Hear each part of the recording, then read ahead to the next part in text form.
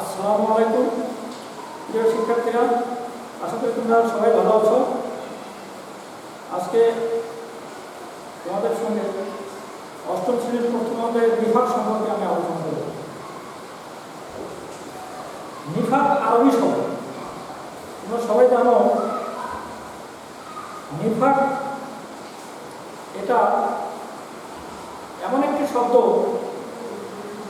যেটার ভিতর ঘৃণা লুকে আছে। নিফাক শব্দের অর্থ হলো ভণ্ডামি, কপটতা, প্রতারণা, ধোঁকাবাজি, দ্বিমুখী ভাব পোষণ করা। অর্থাৎ মুখে ইমানদার সুলভ কোনো আচরণ করেছে, ইমানদার সুলভ কথাবার্তা বলেছে, অন্তরে সেটা অস্বীকার করেছে, এটা কি নিফাক বলা। আর যে ব্যক্তি এই কাজকর্মে লিপ্ত তাকে বলা হয় মুনাফিক। এই মুনাফিকের দ্বারা সমাজে অনেক অঘটন ঘটে।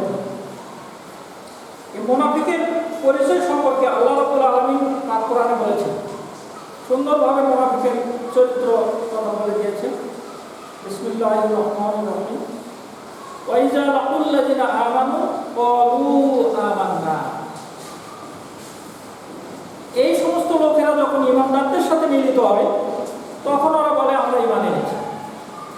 ওয়া ইযা খালাউ ইলা শায়াতিনিহি, যখন তাদের শয়তানদের সাথে মিলিত হয়, তাদের নিজস্ব বন্ধু বান্ধবদের সাথে মিলিত হয়, ক্বালু, তখন ওরা বলে ইন্না মাআকুম, আমরা তোমাদের সাথে আছি।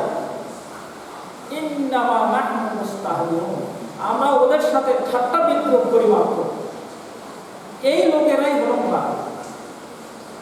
এদের পরিচয়ের কথা আল্লাহ রাব্বুল আলামিন সূরা বাকারায় সুন্দরভাবে বলে দিয়েছেন। এক কথায় আমরা বলতে পারি, মুখে অন্তরে কুফর গোপন রেখে মুখে ইমানদার সুলভ কথা বলা আর অন্তরে সেটা অস্বীকার করা, এটাকে নিফাক বলে। আর নিফাকের কাজে যে ব্যক্তি জড়িত তাকে বলা হয় মুনাফিক।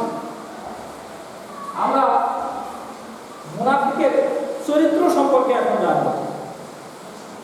মুনাফিকের চরিত্র সম্পর্কে আল্লাহ রাব্বুল আলামিন নিজেই কোরআনে বলেছেন, আল্লাহু ইয়াশহাদু ইন্নাল মুনাফিকিনা লাকাযিবুন। আল্লাহ নিজেই সাক্ষ্য দিচ্ছেন যে নিশ্চয়ই মুনাফিকরা মিথ্যাবাদী। মুনাফিকরা সত্য কথা বলে না, মুখে একটা গান বলতেছে, অন্তরে আরেকটা গান আছে, লুকায়িত আছে, কাজ তারা অন্যরকম করছে, কথার সাথে তাদের কাজের কোনো মিল নেই।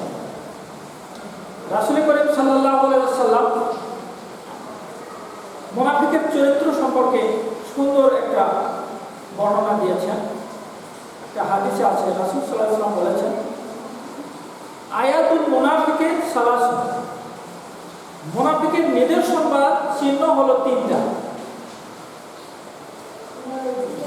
একটা কি, ইজা হাদ্দাসা কাযাবা, যখন সে কোনো কথা বলে তখন সে মিথ্যা কথা বলে। ওয়া ইজা ওয়াআদা আখলাফ, যখন সে কোনো কারোর সাথে চুক্তি দেয়, ওয়াদা করে, সে ওয়াদা ভঙ্গ করে, ওয়াদা খিলাফ করে। ওয়া ইজা তুমিনা খানা, অর্থাৎ যখন তার কাছে কোনো কিছু গচ্ছিত রাখা হয়, আমানত রাখা হয়, কোনো ধন সম্পদ হোক বা কোনো কথা হোক, কোনো কিছু তার কাছে জমা রাখা হয়, তাহলে সে সেটা খেয়ানত করে। সে মুনাফিকের চরিত্র সম্পর্কে রাসূল সাল্লাল্লাহু আলাইহি ওয়াসাল্লাম এই তিনটা বৈশিষ্ট্যের কথা বলেছে। তাহলে এই তিনটা বৈশিষ্ট্য আমরা যার মধ্যে দেখব, তাহলে অবশ্যই আমরা তাকে মুনাফিক হিসেবে গণ্য করব। সে মিথ্যা কথা বলবে, আর তার কাছে কোনো কিছু আমানত রাখলে খেয়ানত করবে, আর যখন যদি সে কোনো প্রতিশ্রুতি দেয়, ওয়াদা করে, সেটা অন্য জায়গায় দেখা করার কথা হোক বা কোনো অর্থ দেওয়ার কথা হোক, যে কোনো ওয়াদা করতে পারে, সে ওয়াদাটা সে খেলাপ করে। এই চরিত্র যার ভিতর আছে আমরা তাকে মুনাফিক হিসেবে মনে করে নেব। এখন মুনাফিকের এই নিফাক অর্থাৎ কপটতা বা ভণ্ডামি বা প্রতারণা, এর কিছু কুফল বা পরিণতি রয়েছে। মুনাফিক ব্যক্তির দ্বারা মানুষের মধ্যে অনেক মারামারি, কাটাকাটি, বিশৃঙ্খলা সৃষ্টি হয়। মানুষের মধ্যে দ্বন্দ্ব বিভেদ সৃষ্টি করে দেয় মুনাফিক।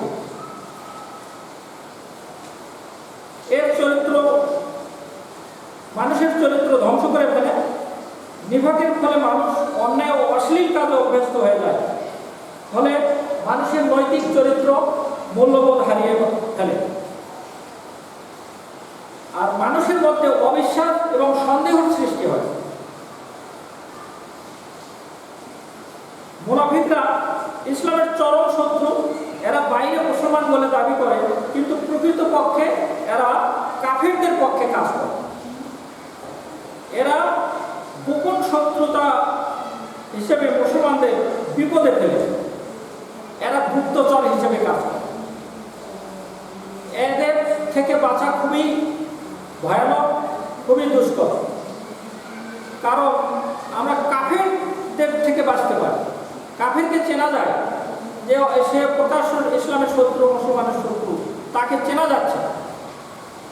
তার থেকে আমরা নিরাপদে থাকার জন্য চেষ্টা করব। কিন্তু মুনাফিকদেরকে চেনা যায় না। এদেরকে গুপ্তচর বলা হয়।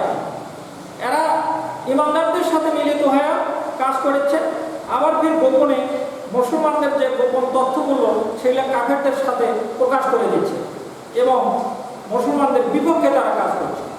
এজন্য এদের থেকে বাঁচা খুব দুষ্কর।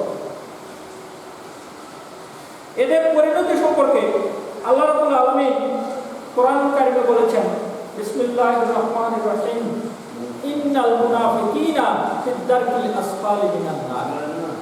নিশ্চয়ই মুনাফিকদের স্থান হবে জাহান্নামের সর্বনিম্ন স্তর। জাহান্নাম যে আছে এর সবচেয়ে নিচে যে স্তরটা আছে সেই জায়গায় মুনাফিকরা সেখানে অবস্থান করবে। এদের পরিণতি খুবই ভয়াবহ। প্রকাশ্য শত্রুতা থেকে আমরা বাঁচতে পারি, কিন্তু গোপন শত্রুতা থেকে বাঁচা খুবই কঠিন। তার ক্ষতি থেকে বাঁচার জন্য আত্মরক্ষা করার সুযোগ পাওয়া যায় না, ফলে সে বন্ধু বেশে সহজেই বড় ক্ষতি সাধন করতে পারে। এসব কারণে দুনিয়াতে মুনাফিকরা ঘৃণিত ও নিন্দিত হয়। অর্থাৎ পৃথিবীতে মুনাফিককে কেউ ভালোবাসে না। যে লোকটার ভেতরই কথার সাথে কাজের মিল নেই, এই লোকটাকে কিন্তু মানুষ সমাজে ভালোবাসে না। সে সমাজে মানুষের মধ্যে বিশৃঙ্খলা সৃষ্টি করে দেয়, দ্বন্দ্ব সৃষ্টি করে দেয়। মানুষের মধ্যে কাজে ভাষা এই মুনাফিকের কারণেই সৃষ্টি হয়ে থাকে। হাদিসে যেসব কাজ মুনাফিকের নিদর্শন হিসেবে বর্ণনা করা হয়েছে আমরা সেগুলো বর্জন করব। খাঁটি মুমিন হিসেবে জীবন যাপনের জন্য আমরা চেষ্টা করব। নিফাক অর্থাৎ কপটতা, ভণ্ডামি, এই যে ধোঁকাবাজি, এই নিফাক পরিহারের একটা উপায় আমরা উপায়গুলো খুঁজে বের করবো এবং সে অনুযায়ী জীবন করার চেষ্টা করব। নিফাক পরিহারের উপায়। নিফাক পরিহারের 1 নম্বর উপায় হলো, আমি শপথ দেব আমি কোনোদিন মিথ্যা কথা বলব। 1 নম্বর উপায়, আমি কোনোদিন মিথ্যা কথা বলব। 2 নম্বর, কাউকে যদি আমি কোনো কথা দেই, কোনো প্রতিশ্রুতি দেই, তাহলে সেটা আমি কোনোদিন ভঙ্গ করব না। এখন সেটা অর্থ হতে পারে, অথবা এক ব্যক্তিকে, নিকটস্থ ব্যক্তিকে বললাম যে আমি তোমাকে এই কথাটা বললাম, এই কথাটা যেন তুমি কোনোদিন প্রকাশ করো না বা কাউকে বলো না। এই কথাটাও কিন্তু তার কাছে আমানত রাখা হইল। এই কথাটা সে যদি আরেকজনের কাছে বলে দেয়, এটা কিন্তু সে খিয়ানত করবে। এটাও কিন্তু মুনাফিকের একটা লক্ষণ। কাউকে কথা দিলে আমরা কথাটা রক্ষা করব, তাহলে আমরা এই নিফাক থেকে বাঁচতে পারি। আর আমরা আমানত রক্ষা করে চলব।